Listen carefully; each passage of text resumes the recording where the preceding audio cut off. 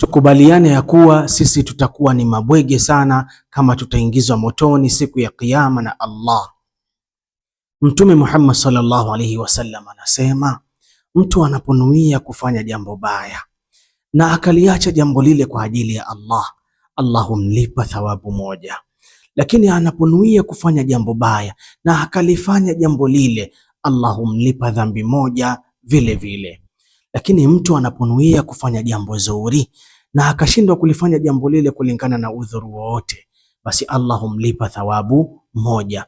Lakini anaponuia kufanya jambo zuri na akalifanya jambo hilo zuri, basi Allah humlipa thawabu 10, 20, 30, 100 na kuendelea kulingana na huruma ya Allah. Lakini kitu cha ajabu, kuna watu siku ya Kiyama watakuja, mizani zao za mambo mabaya ambayo hulipo kwa mara moja zitakuwa ni nzito zaidi kuliko mizani za mambo mema ambayo hulipo mara 10, 20, 30, 100 na kuendelea. Ikiwa umependezewa na mafunzo haya, sambaza na wengine wapate kujifunza.